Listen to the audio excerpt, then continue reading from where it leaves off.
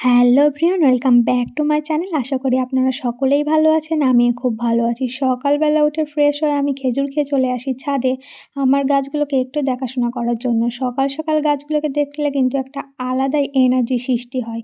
তো গাছগুলোকে দেখছি আর ভাবছি গাছগুলোর মধ্যে কিন্তু বেশ পরিবর্তন লক্ষ্য করা যাচ্ছে। গাছগুলো আগের থেকে অনেকটাই সবুজ হয়ে উঠেছে। আর এই যে ড্রাগন ফ্রুট গাছটা, যেটা কি দেখি আর ভাবি কবে যে এরা ফুল দেবে আর তার থেকে হবে ফল। তো এই পাশের গাছগুলোকে দেখতে, দেখতে হঠাৎই নজর কাড়ে এই মানি প্ল্যান্টটা, যেটি কিন্তু এই কিছুদিনের মধ্যেই অনেকটা বড় হয়ে উঠেছে। গাছগুলোকে দেখার পরপরই দেখি এদিকে সূর্যি মামা উঠে গেছে। তো সূর্যি মামাকে গুড মর্নিং বলে আমি চলে আসি নিচে ব্রেকফাস্ট করার জন্য। তো ব্রেকফাস্ট করার পরপরই আমি ভাবি আমি তো খেয়ে নিলাম, কিন্তু আমার মাছগুলোকে এখনও খেতে দেওয়া হয়নি। তো মাছগুলোকে খেতে দিতে চলে আসি।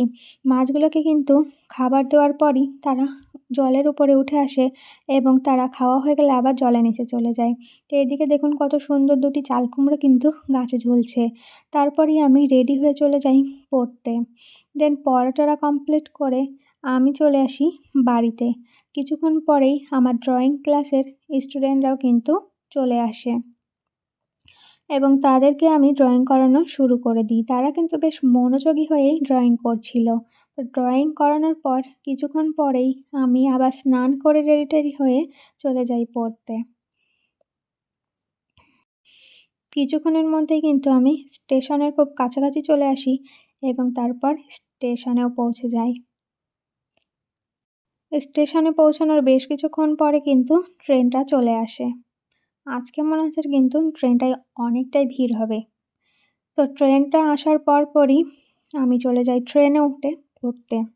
দেন পড়া-টড়া কমপ্লিট করে আমি আবার চলে আসি বাড়িতে। বাড়িতে আসার পরপরই দেখি বাবা বাজার থেকে এনেছে চটপটি মাখা। তো চটপটি মাখাটা খেয়ে আমার কিছু ড্রয়িং বাকি ছিল, সেগুলোকে আমি কমপ্লিট করে নিই। তো আজকের মতো ব্লগটা এইটুকুই। ভালো লাগলে অবশ্যই লাইক, কমেন্ট, শেয়ার করবেন এবং দেখা হচ্ছে অন্য কোনো ব্লগ।